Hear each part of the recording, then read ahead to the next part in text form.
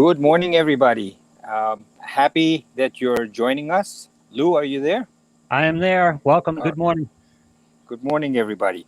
So, we had now started on chapter 7, and we had come to the part where we're talking about Brahman and how Brahman actually manifests itself. We are talking about verses 14 through 19 of chapter 7 in this episode, which is episode 82. And what we did the last few verses was to explain that Brahman is like electricity. Just to go over very briefly, just to remind you, is like electricity, except that we're talking about Brahman as consciousness, as life, as awareness, as everything. And that Brahman presents himself. I'm just going to refer to Brahman as himself, Right. although it's not a male or female or it's consciousness. Um, Brahman presents himself in various forms as matter alone. And we talked about how Brahman chooses those different materials to make that matter from the subtle forms of space, air, fire, earth, water, etc. And then Brahman himself gives life to that matter. And the two in Sanskrit were known, if you remember, as apara with the A at the front, apara prakriti, and para prakriti. And para prakriti refers to the life force or the consciousness that Brahman gives it, and apara prakriti refers to the material. And Mhm. that the material could be a body of an elephant, or that of a mosquito, or that of a human being. That's the apara prakriti. And when consciousness enters into it, then there's life that forms. So we're now going to talk about 14 through 19. And the reason I picked so many different verses at the same time is because essentially they're saying virtually the same thing. That in Mhm. order to get over this delusion of the world, what you need to do. So, in here, what we need to recognize is that God alone exists. We don't recognize that everything, the trees behind me, everything in this world is God, Brahman. It is, you may be seeing the dead form, which is just a material as a log of wood, and that's the apara prakriti, or you may be seeing the apara prakriti as me, as well as the para prakriti, which is life in me, being able to talk and move and so on. But if I were to have a heart attack and drop dead right now, the para prakriti would disappear. It just moves. It doesn't move at all. The body drops. The Brahman is everywhere, so it just stays exactly where it is. It doesn't leave the body like a soul and move away. It just stays exactly where it is. The body drops, and then all you see of my dead body is the apara prakriti. So God alone exists. He alone expresses as this whole world, and various being in his twofold prakriti, apara prakriti and prakriti, Mhm. and it has apara prakriti takes many forms which are constantly changing, and the para prakriti illumines it with the consciousness of life. So an example that is given in the scriptures a lot is that of the sun. The sun is so radiant, and various rays of the sun come down, and when it hits a stone wall, it reflects. You can see the sun reflecting off of a stone wall, and Right. it's like a dull reflection. But if it hits a lake of water, very clear water, still, you can actually look as if to see the sun. And these are all reflections of the sun in a rock or stone or water, but the clearest reflection is on clear, still water. So, Right. similarly, you could see the reflection of God, Brahman, and his awareness when you see it in a mosquito or a log of wood or a tree, but you can see it in its clearest manifestations in human beings because we can talk, we can express ourselves, we can move, all kinds of things. So let's go to verse 14. Verse 14 is this divine illusion of mine, made of gunas, which are qualities, is difficult to cross over.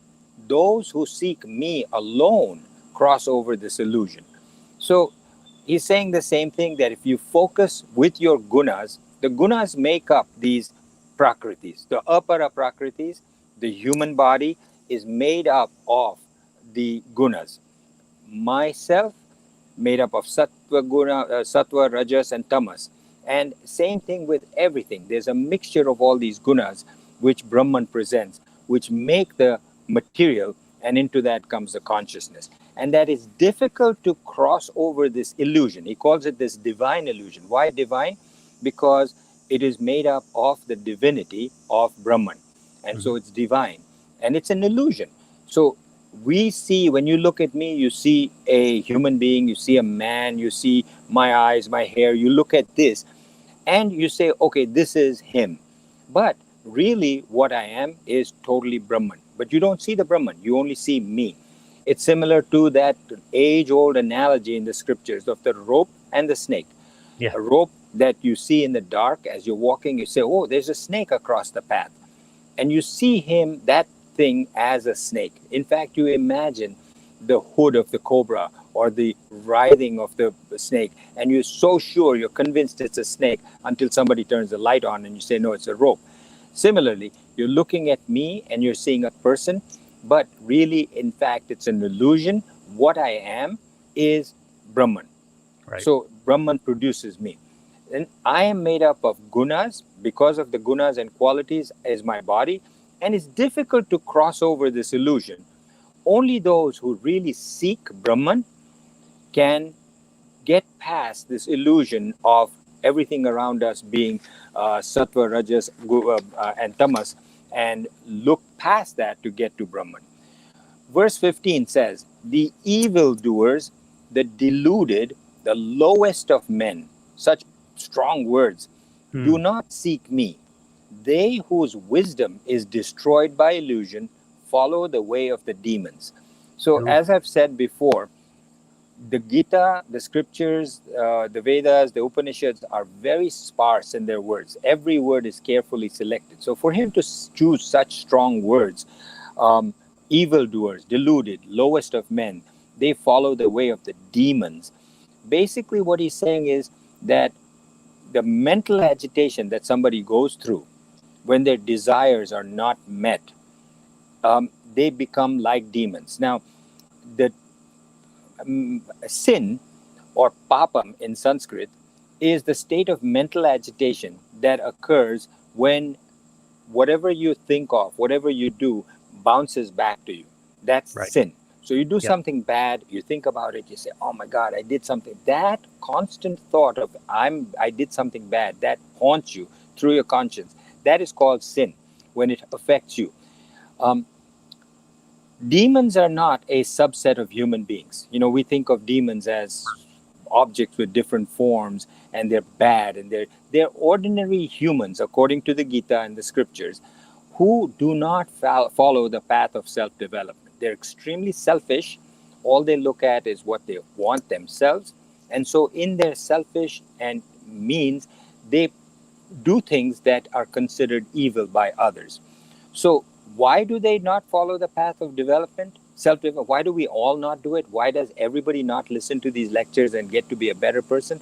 Because it's easier to follow the path of immediate self-gratification because of your desires. Right. So we each have our vacuum inside because we don't know the self. We don't know our Atman or Brahman.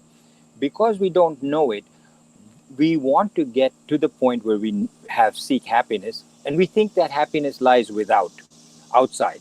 And we think that by going and seeking whatever it is that our thoughts run to, because our thoughts run all the time. I wish I had more beauty. I wish I was more beautiful. I wish I had longer hair. I wish I had more money. I wish I had this food. I wish I had more power, fame, all kinds of things that you all know about. So those thoughts become desires. And when those desires are fulfilled, you get instant gratification, instant pleasure, especially for the five senses. When you fulfill them, you get instant gratification. And those desires destroy you. Because either way, when they're fulfilled, you get a small period of satisfaction, but immediately it goes on to something else. You either want the same desire again and more of it in a higher form, or you want a different desire. And the desire for more grows and grows. And Then also those desires take other forms, as we mentioned. These are called the base emotions. The base emotions are jealousy, anger, arrogance, greed. And how does that come about? You have a desire for something, somebody else comes and blocks you from getting it, Hmm. then you get angry. Remember this. This is very fundamental and basic, that you have a desire for something and somebody else comes and takes it before you can get it or prevents you from getting it, you get angry at the person, at the circumstances, at whatever. Somebody has more than you become jealous. That desire of wanting it, but somebody else has more of it than you become jealous. Somebody has less than you, your desire for whatever it is, somebody else has it, but less, you become arrogant. Another very base emotion. Your desire gets fulfilled, it grows in strength, it becomes greed. You want more and more of it. So all of these are base emotions.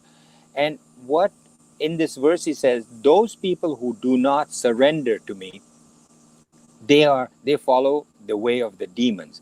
So the mudha, which means really stupid, who doesn't know his what's good for him and what's not good for him, they follow the path of bondage, sorrow, and pain because they're bound to their desires, they're bound to this world, they're bound to this world of illusions. Verse 16, four kinds of virtuous people worship me: the distressed, the seeker of knowledge, the seeker of wealth, and the wise or the jnani. So, who goes after God? You may think that the only person that go after God are the spiritual ones who dress in white clothes or orange Right. clothes or saffron colored clothes and go to temples, but that's not true. So he says here, the one who approaches me, the distressed, which in Sanskrit is artaha, those are the people who worry and are anxious, and they're stressed out and strained, they're agitated, and they seek God to relieve these emotions. The attention is on God. Say, God, please let my daughter get married. She's getting older. I want her to get married before. Da, da, da. I want a grandchild. I'm not having a grandchild. Please, God, please, God. So their attention of the arthaha is on God.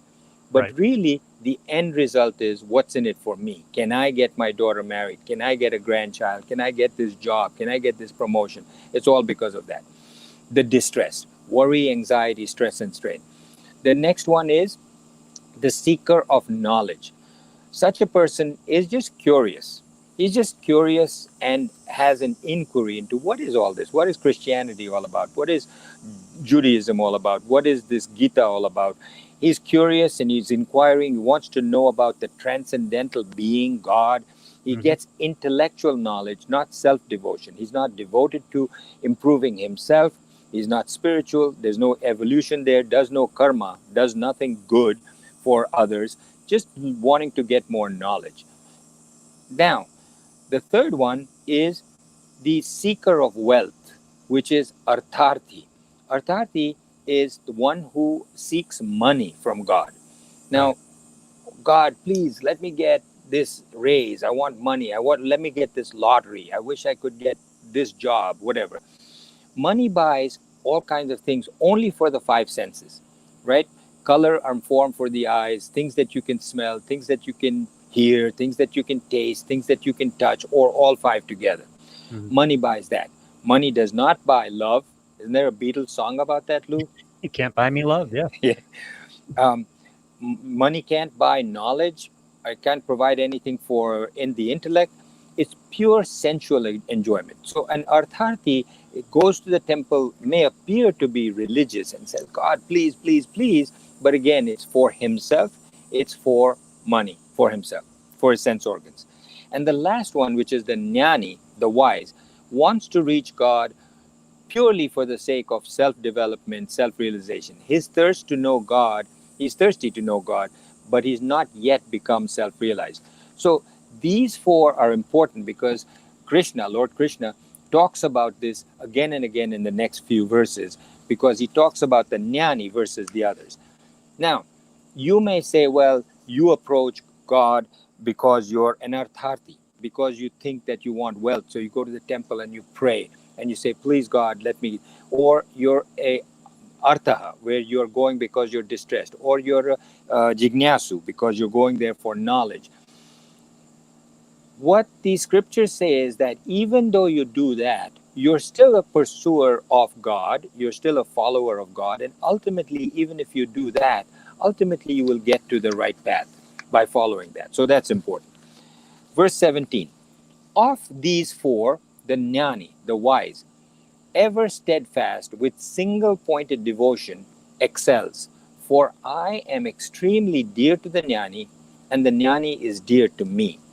Now, this produces some confusion in some people because the jnani has two qualities which are underlined above, which are ever steadfast and single pointed devotion, which Right. means that he's constantly locked into the focus of God, not because he wants money or power or fame or what the other three want, but because he just wants God to be his, to be realized. When he's awake, when he's dreaming, when he's sleeping, always the thought is just on how can I realize God. The Upanishads say that a person loves only when the person or thing that he's loving is related to oneself. My son, my daughter, etc. So you love that because it's related to myself. Um, so a jnani has passion for material objects and matters of the world which are disappeared, and he those have shifted towards the self. All he thinks about is himself. Right. Um, Now the disagreement comes about, the confusion comes about because he says, "I am extremely dear to the jnani, and the jnani is dear to me." So people have said, does that mean that that Brahman has partiality? Is he closer to one than the other? Does he like this person better than the other? Nyan, Bhagwan or Brahman has no partiality, no emotions. I like this one better. This one Right. is closer to me. What this verse means is that as you progress along that line, as you become focused on God, you are going to be very close to self realization. So that means you're very close to getting Brahman. Brahman is very close to you, not because he likes you more or you like him more, but because of your Right. efforts, you've gotten to be close to him. Verse 18, noble indeed are all these, but the jnani I deem as verily myself. Hmm. For steadfast in mind, he is established in me alone as the supreme goal. So it's similar to a person, who is away from the loved one and writes a letter saying, I'm coming home. And the person can't wait to see that person. As the person comes closer, he says, I'm in the plane, I'm calling from the airport, I'm about to board the plane, and they're telling me to shut my cell phone off. Then he's in the plane, then he lands at the airport. He says, I'm landed right in the city near you. I'm getting into a Uber, I'm coming close to you. Then he's in the Uber. Then he comes and you're in your house looking out. You see him at the street getting out of the Uber. Then he Right. comes and you give him a big hug. All of these have names in Sanskrit, but essentially what this is saying is that somebody who's a jnani, I deem as verily myself. He is me.